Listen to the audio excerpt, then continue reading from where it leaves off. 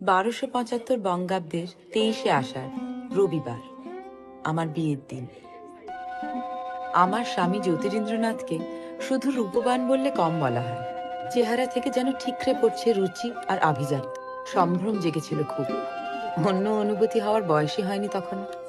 পুকুর পাড়ের ছোট্ট চৌহদ্দি থেকে হঠাৎ করে 7 সমুদ্রের ঢেউয়ের মাঝে এসে পড়লে যেমনটা হয়, ঠাকুর বাড়ির বউ হয়ে আসার পর এমনই দশা হয়েছিল।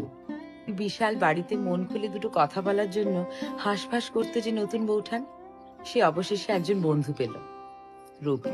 আমি সত্য, তোমার বই পড়তে ইচ্ছে করে না? ইচ্ছে করলেই হলো, সংসার করতে হবে না? আমি পড়ে শোনাবো। পাল লয়ে যায় মাঠে শিশু। রবি, এবার আমি খাতা কেটে নেব। কি হচ্ছে কি নতুন বউটা? তুমি সারাদিন চুপচাপ বসে থাকবে, আমার মোটেই ভালো লাগছে না। তুমি সমস্ত জায়গায় কাটাকুটি করে দেবো কিন্তু। তুমি শুনবে কি লিখেছি? শোনা। মোর ভাবনারে কি হাওয়ায় মাতালো দোলে মন দোলে অকারণ হরসে। মোর ভাবনারে কি হাওয়ায় মাতালো দোলে মন দোলে অকারণ হরসে। আজ তোমার জন্মদিন তো, আমি ভুলিনি।